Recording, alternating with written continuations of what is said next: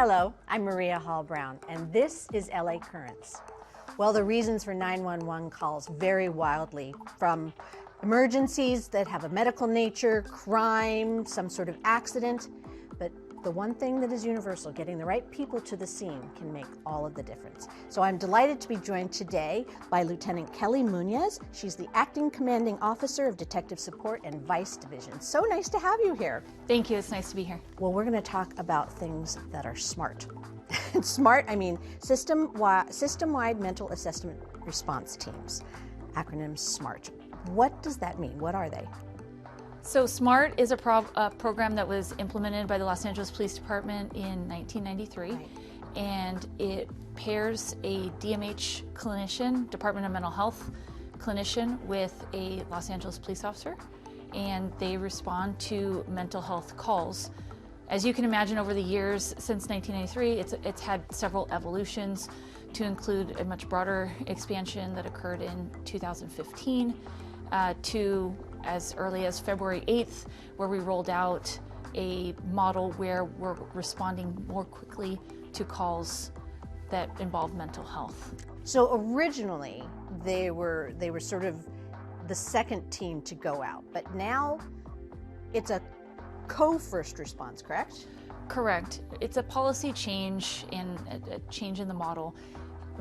Before February 8th, we would wait for patrol to neutralize the situation, and then we would rely on patrol to call us, where now dispatch is now going to send us directly to the call to respond with the patrol unit at the same time. Because I imagine, especially when you think about a mentally ill individual who is acting out and having all of this police activity land on them with lights and sirens and things like that, I can imagine that that would escalate a scenario pretty rapidly.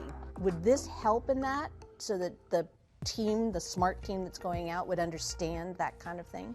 Yes. So another piece of the mental evaluation unit is our training cadre. Right. And the department has trained over 4,000 officers in patrol in our mental health intervention training. It's a 40-hour course. It's really unlike any other in the state. So it's an excellent course, but it's 1 week. So officers should have some general knowledge on mental health, Sure. So to speak. But the difference with SMART is they're doing these calls every day, all day, every day. So there's a level of expertise that comes with a SMART team arriving to a call. Mental health can be very complex, Yeah. and we ask a lot of our patrol officers, so having this additional resource, just it helps the whole situation from the patrol officers to the community. But with the evolution of SMART, the amount of SMART team calls has actually really increased very rapidly.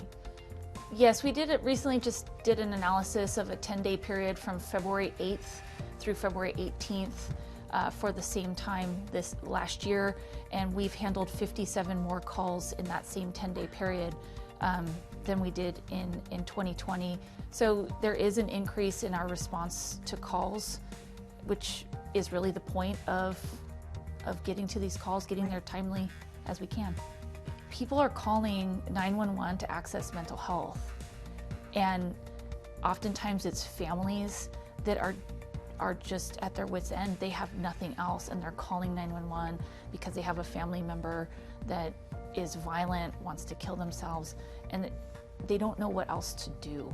And unfortunately, mental health still is very much stigmatized, and seeking mental health resources isn't always as easy as it should be. So getting the clinician out there, getting the officer out there, you're giving people hope that they can potentially get back to a manageable state in their household, because everyone deserves to have a safe place in their house. And when you have the chaos of that mental illness can bring, to have officers and clinicians go and give people that level of hope is is pretty impactful, at least to me.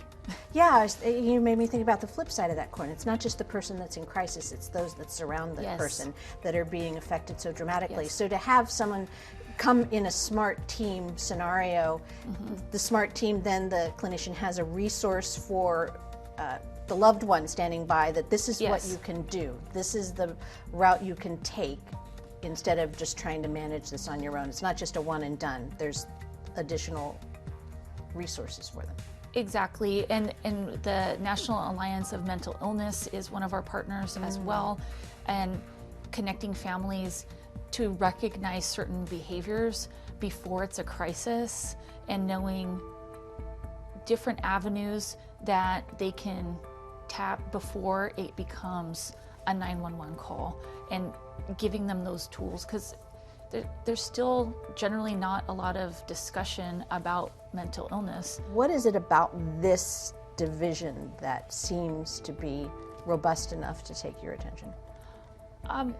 I think that it matters. I think that emotion often drives behavior, and we have a lot of, there's a lot of complexities to mental health and how it drives how we treat each other, from traffic to crime. There's all kinds of root causes that come back to mental health, and I just think it's a valuable component of our society as a whole, even outside of law enforcement. So to research it, to work with and for a unit that's been established for so long is quite an honor. And like I said, being on a national scale and being the leaders in this arena is a pretty nice place to be, and to work with people that are really have a heart for other people is again, this is what law enforcement is for, is to help people and help get them through whatever crisis is happening at the time. You have the distinction of wearing a very impressive badge. I do. This badge was bequeathed to you by someone who held a very prestigious position within the LAPD, who even, for lack of a better word, had a television show modeled against her. So, so your badge means a lot to you, and how did Lieutenant Kidder's relationship with you have this happen? I attended a function called the Legendary Ladies Luncheon. I think it was around 2015, and I happened to sit with Lieutenant Helen Kidder, and we became friends. Sometimes you meet people and you just are kindred spirits from the start, and it also brought to light for me where how far we have come as an organization. Lieutenant Kidder was the first, her and Peggy York, who retired as a deputy chief, they were the first two women to be homicide detectives at a patrol division. And it really put into perspective my role as a supervisor and as a leader, that it's not so much what I accomplish here now, it's what organization am I handing to that next generation. Long story short is Helen would always tell me that she has no next of kin or anyone that she would pass her badge to, and she would always tell me that it's sitting in her drawer and it needs to see the light of day. It has a story to tell. And so when I made lieutenant, she wrote a letter asking if I could wear her badge, and the department allowed me to wear her badge. So I proudly wear it. It has a story to tell. Hopefully I do her proud and do the other women proud.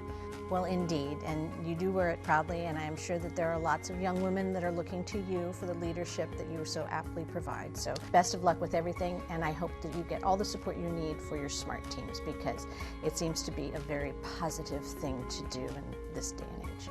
Thank you, Mary. Okay. And that is a wrap on this inspiring LA Currents.